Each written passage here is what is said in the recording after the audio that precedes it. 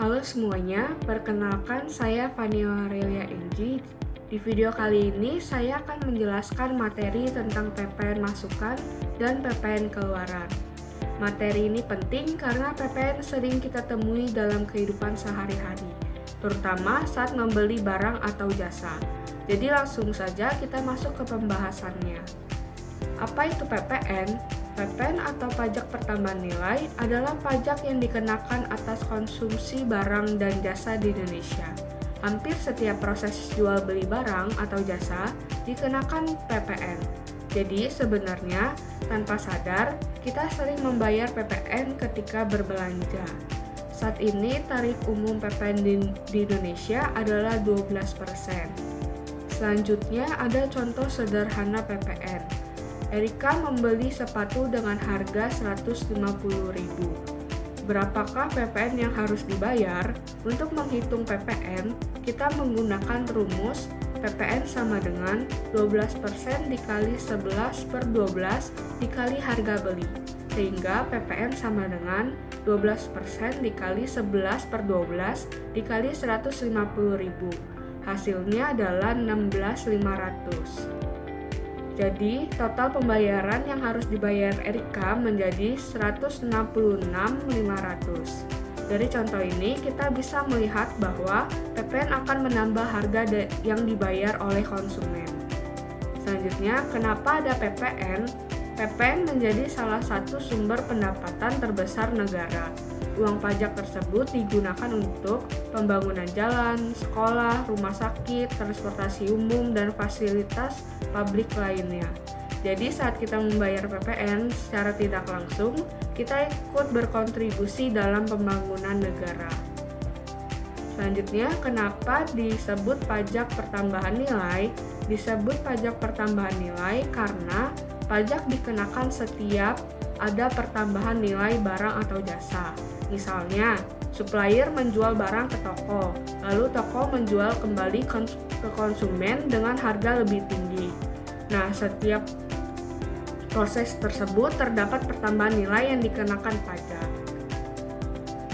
Lalu, siapa yang menanggung PPN? Banyak orang berpikir bahwa perusahaan yang membayar PPN, padahal sebenarnya yang menanggung PPN adalah konsumen akhir. Perusahaan hanya bertugas memungut, mencatat, dan menyetor pajak tersebut ke negara.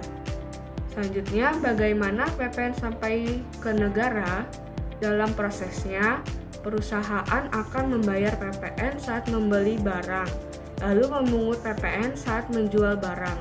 Dari sinilah muncul dua istilah penting, yaitu PPN masukan dan PPN keluaran.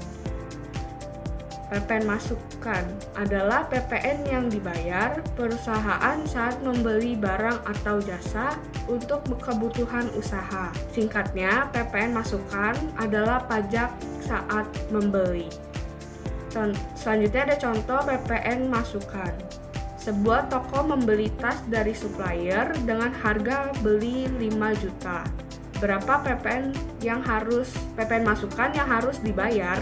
PPN masukan sama dengan 12% dikali 11 per 12 dikali harga beli, sehingga 12% dikali 11 per 12 dikali 5 juta. Maka perhitungan PPN masukannya menghasilkan 550.000. Disebut masukan karena pajak tersebut masuk ke perusahaan saat melakukan pembelian. Selanjutnya, PPN keluaran. PPN keluaran adalah PPN yang dipungut perusahaan saat menjual barang atau jasa kepada pelanggan. Singkatnya, PPN keluaran adalah pajak saat menjual. Selanjutnya ada contoh PPN keluaran. Toko menjual tas kepada pelanggan yang datang ke toko dengan harga 6 juta. Berapa PPN keluaran yang harus dibayarkan?